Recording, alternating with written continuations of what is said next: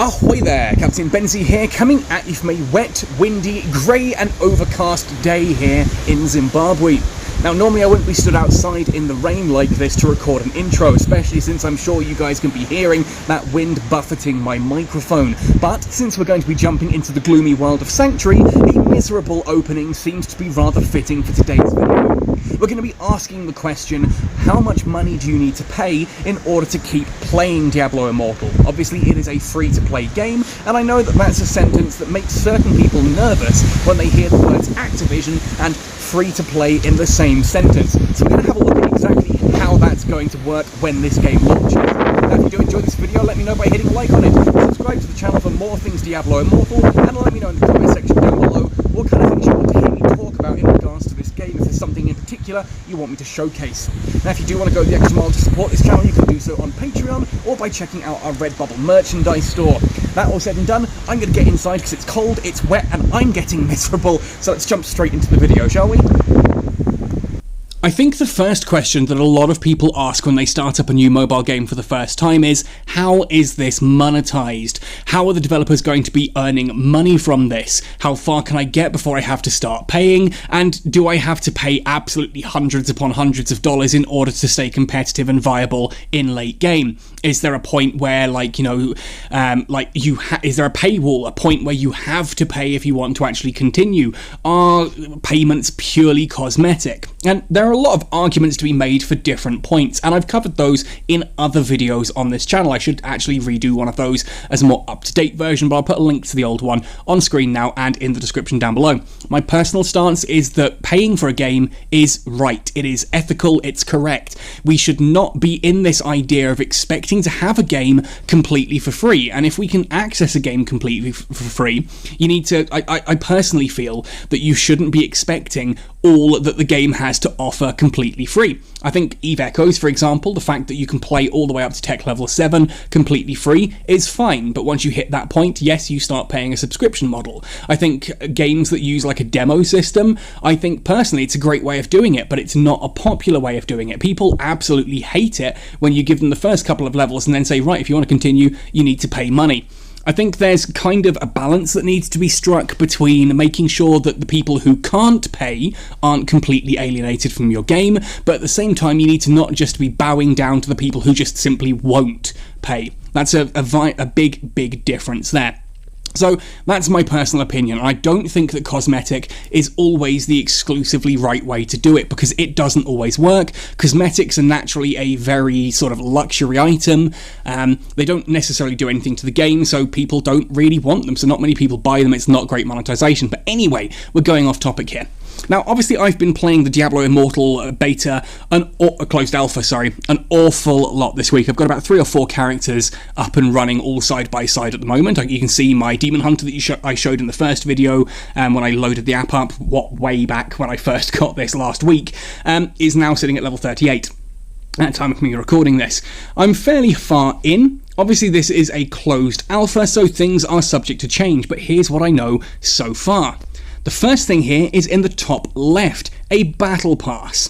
Now you'll notice the actual battle pass itself on the bottom row doesn't currently exist. This is a closed alpha. Blizzard are doing this the right way. They are not accepting money from people during the testing phases. It's notable that NetEase did this as well with Eve Echoes. There was no way to pay for things during the test. They kind of showcased where those things might be, but yeah, like here you can see that the battle pass obviously is something that will be paid for. We don't know what the cost will be. I'd imagine somewhere between $5 and $10, because that's the usual amount for a battle pass. But what does this get you? Is it cosmetics? Is it pay to win? How does this work? Well, so far, it's been scrap materials. We've got a battle chest here that gives more scrap materials and an enchanted dust. And if you're interested to know what those are, because you're not overly familiar with Diablo, those are basically the items that you hand into the blacksmith in order to upgrade your gear. You put in enchanted dust and the scrap with a bit of coin, and he'll upgrade your gear to different levels. So, this is a way to help you upgrade your gear as you're playing through. But hang on a second, that's pay to win, isn't it? It's a PvE game. There's PvP later on, but I haven't experienced that yet. I imagine that, like Arena in World of Warcraft, there are certain barriers to entry. Minimum points definitely exist, plus I imagine there are gear limits and things like that. So we'll see. But for the most part, so far, it's mainly materials for helping you craft better gear. Once I hit level 5, there was a rare crest which allows me to modify an Elder Rift. I can make an Elder Rift slightly harder, but get it to drop more loot by using rare crests, and you can earn these in-game quite easily as well. Things like honor. Again, honor is something you earn throughout the game whilst you're playing. You just earn this stuff. It's like a currency that you get to use at a special vendor. Then have things like choice of gems, which, well, as you can see, it gives you a gem of your choice, which you can socket into your gear for added bonuses. So, for the most part, what we're looking at here is basically upgrading your personal gear and helping you get geared up that little bit faster, which, quite frankly, is pretty cool. I mean, it's a nice, easy way of just helping you out whilst you're playing.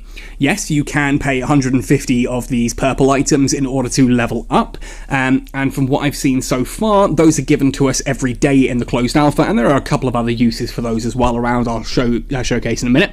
But how do you actually level up the battle pass? Well, it's done here with these quests, and there are numerous of these. So for example, here on the left hand side in the activities, we've got things like complete the Tomb of Fahir, which is one of the dungeons. That will give you 20. You get 40 for upgrading the Heradric Bestiary, or Bestiary, however you want to pronounce that, which is basically you pick up these items and you unlock the info about the various different enemies. There's the Forgotten Tower, Leoric's Rift, completing bounties, which I'll talk about more later as well, will earn you some of those. Doing an Elder Rift will earn you 10 as well, along with, there's another dungeon there, Destruction's End, which is pretty cool. So there's plenty of activities that you can do there for those. Plus, you've got the seasonal quests. Things like collecting 8 normal gems. You can see I've already got 4 of those just through standard gameplay. If I find 4 more, I complete that quest. Things like kill a hidden lair guardian, complete the Forgotten Tower dungeon 3 times, complete 5 Elder Rifts, complete 3 dungeons, or buy 2 rare or legendary items from Yakin, Rarities and Antiquities vendor. So to showcase this, I've come to Yakin, Rarities and Antiquities vendor. So we're going to jump to him, and I'm going to buy a mystery weapon, see what we get. Ooh, and we're going to buy some armor and see what we get there.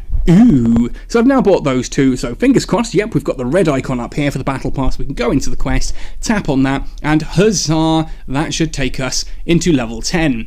There we are, so we're going to go to claim rewards, and this reward at level 10 was a choice of various different legendary weapons. So I can have a look at these. Disarray is an offhand, 1 to 3 random additional attributes, random special. The Hungerer. Ooh, crossbow shot will now pierce through enemies and strike additional enemies. Strafe instead throws explosive grenades. Nice. Strafe now continually fires piercing bolts in a single direction, so that basically becomes rapid fire. Chakram now orbits your location for several seconds. Explosive shots also causes enemies to burn for 556 damage over 2 seconds, or sentry damage increased by 10. Okay, so I quite like... Oh, that's difficult. And I'm going to go for Disarray. So there we are. I'm going to go for Disarray, and now bam, we have a new legendary weapon that I can equip. Obviously, there's going to come a point where that legendary weapon is not as good as something else that drops, so it's not a pay-to-win thing, because this is Diablo, and you can't really pay to win. And yes, I could pay to advance these ranks a little bit like this, and upgrade and claim those rewards. You see 2 of those there. We're going to get some more scrap materials, and a rare crest for the rifts. Now, if I open the daily activities, you'll see that there are also little quests and that you get through the game as well, that all of this is going to help me do, which are pretty cool. Nice, awesome way to help you level up some experience there. But anyway, there is also in the menu here, you may have spotted on the right-hand side, the shop.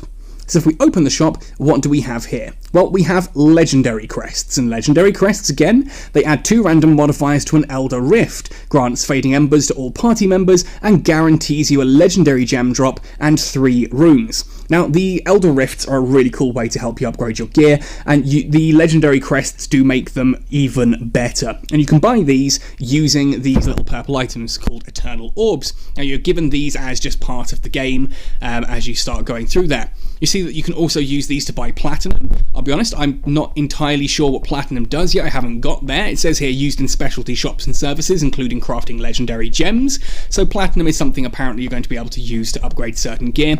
And you've got the reforge stones, which, like the wildfire stone here, is used to reforge bonus attributes from the wildfire family. So if you get wildfire loot, which has certain stats, you can reforge it, and it will give you new random stats using one of these gems. Now, you'll notice that these are all paid for using those Eternal eternal orbs. So I imagine what you'll have at the bottom here is an eternal orb ability where you can buy, say, 500 eternal orbs for $1, or however many it works out at. I'd ultimately imagine that around about 300 to $1 is probably likely, considering that the legendary quest appears to be one of the cheaper things there, sort of like in that middle point. The reforged stones aren't as useful, so having them a little bit, I don't know, maybe it's 100 to $1. We'll have to see how that goes. But there is nothing game-breaking there. Absolutely everything in this menu can be bought in-game or earned in-game. I've picked up legendary stones through general playthrough. I've picked up various different bits of platinum. I mean, heck, you can see if I open up the shop menu again, I've got 100 platinum already. I've not bought any here because there's no 100 variant. It's just stuff that I've picked up through gameplay, and so you will unlock those as you go.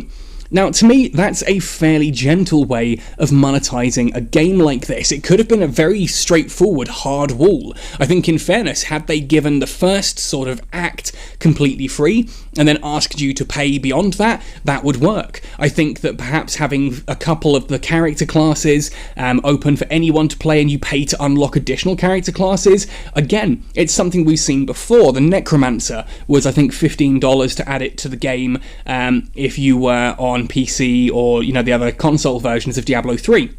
So it's entirely possible that future updates may add new classes that give you new characters that you pay a few dollars to unlock. I would expect those to be between $5 and $10. Anything more than that kind of steps out of the realm of mobile gaming pricing.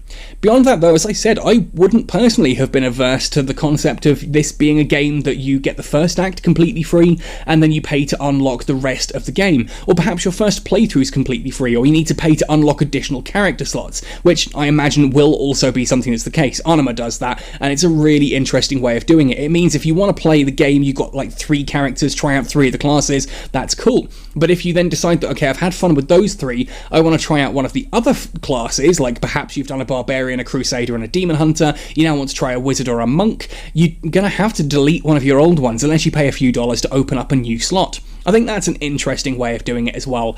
But basically, all we've seen in the game so far is that battle pass and what's in the shop. And to me, that seems pretty gentle, and I like this. I like this system. Help you out on your PvE quest, get you some cool gear that helps you through the story, that kind of thing.